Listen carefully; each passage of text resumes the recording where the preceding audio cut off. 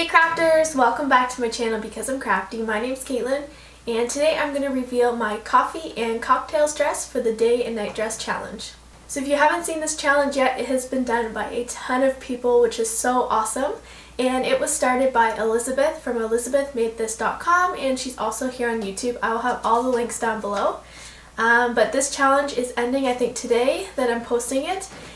And I was really excited to do this challenge because it's something that kind of took me out of my comfort zone a bit, and I decided to make some vintage patterns. So I chose two vintage patterns, and this right here is my coffee or day dress. So this is the vintage pattern I chose for my coffee dress, and as you can tell it looks a little bit different from my mannequin in the back there because I had to make a lot of adjustments, and I just decided to add some different details as I went along.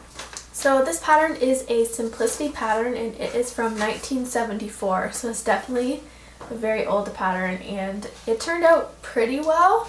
I just had to make a lot of adjustments to it because it's a vintage pattern.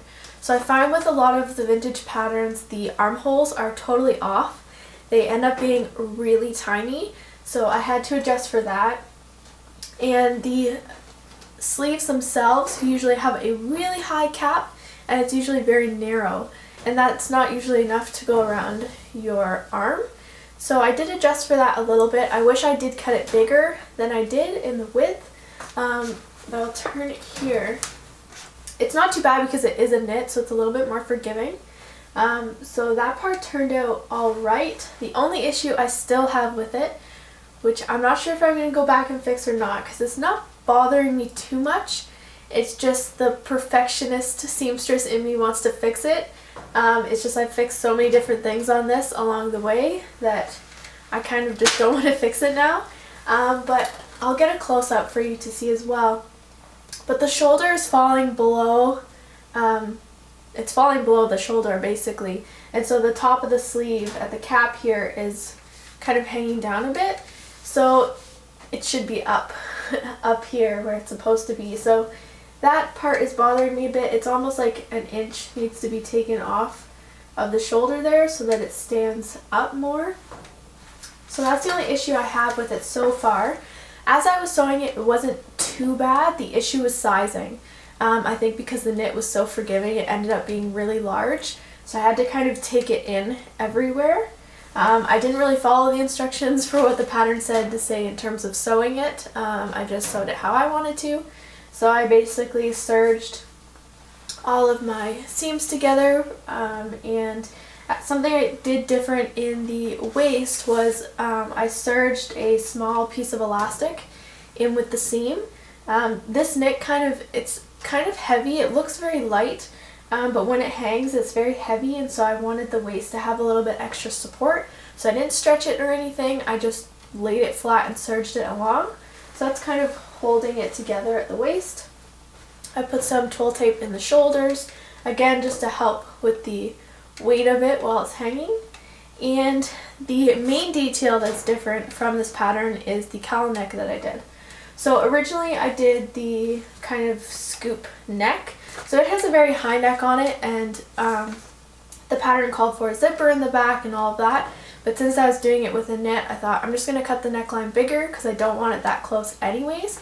And that way I don't have to worry about a zipper or anything because it's stretchy enough that I can just pull it over. So I cut it lower, but since this waist has kind of a V in the front, after I finished the neckline, I thought it looked weird with the scoop neck, but a V at the waist. It should have been maybe a V-neck at the top. So I contemplated doing the V-neck. But I really loved adding the cowl neck on my slim fit raglan that I did. And so I just decided that I wanted to add it to this as well. And I also added a piece of lace down the center because it looked too plain to me. It needed a little bit of spicing up. So that's what I did with that. And if you haven't seen this fabric before, I bought it at Fabricland. I showed you in my fabric haul.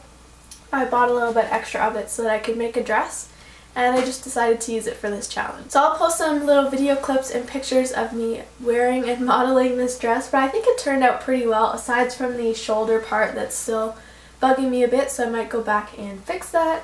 But I think this is just a really cute casual dress that you can just wear out anywhere, and I would definitely go out and wear this to meet somebody for coffee or for a lunch or something like that. I would definitely wear it to work as well. So yeah, I'm excited to wear this.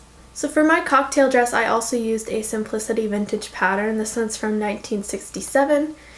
And I just thought this was so cute. And I did this version here with the kind of backwards collar at the neck. So I hope you can see that technical drawing there. It's got the collar towards the back. And it's got this really big kind of hidden pleat in the front. So I'll show you that little detail in a second. So there's something about this dress that I just thought was so cute. And I really liked all of the styles. But I have an affinity for the backwards collars. There's just something about it that looks so elegant to me.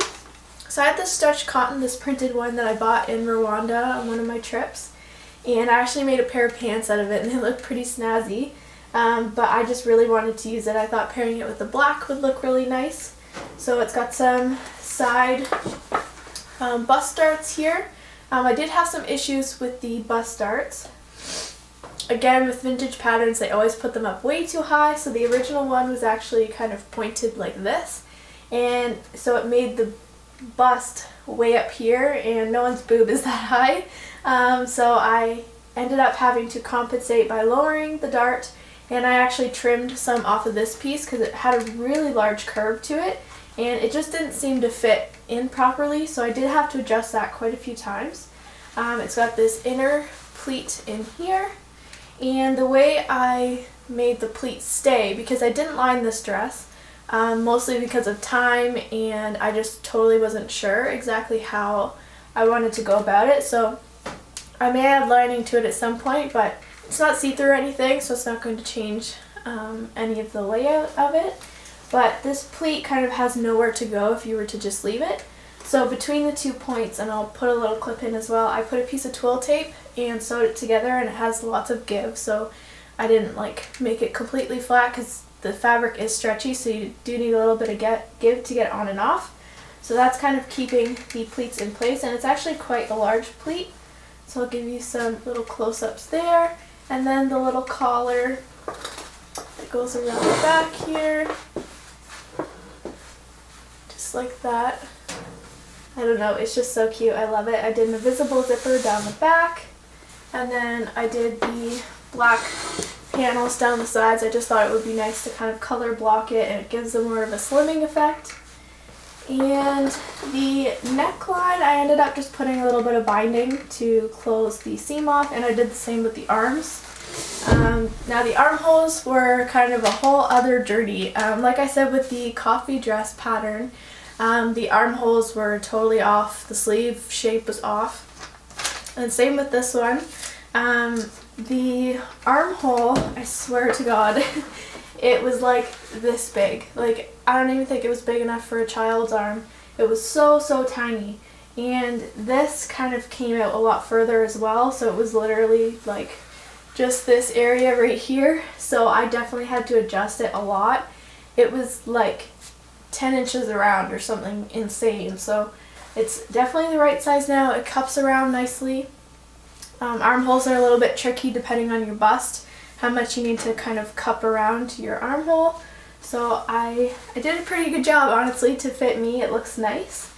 And yeah, I don't think I had very many other issues with it. I did a really large hem on the bottom. It was actually quite long, so I shortened it quite a bit. I'm not sure who the length was for, because this picture shows that it's above the knee, and it was definitely not above the knee. It was like halfway down my calf, and I just cut it to the pattern length. I didn't cut it any longer, so I'm not sure what tall person it was meant for, but I cut off a good 4 inches, and then I hemmed it 2 inches, just in case I wanted to change it at some point, but I might even make it shorter. But I think it turned out really well. I like the placement of where I cut the pattern. It's not a symmetrical pattern, so I kind of had to decide where my center line was, so I chose this kind of flower line down the middle. But it turned out really nice, and I would definitely wear this to some kind of event, or to go out with friends, or to go for dinner.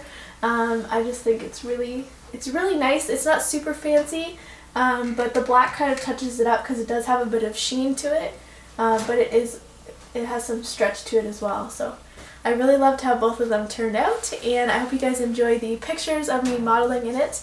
And yeah, I'm so excited to wear these. So again, thank you to Elizabeth who started this channel. It has been going around like crazy. So make sure to check out all the other videos here on YouTube and as well as Instagram. There's a ton of entries on there as well. So I hope you guys enjoyed my coffee and cocktail dress. I'll definitely be posting some more pictures on Instagram, so definitely go and check that out. Give this video a thumbs up if you enjoyed it, and make sure to subscribe before you leave so you don't miss out on any future videos. And I'll see you next time, crafters. Bye!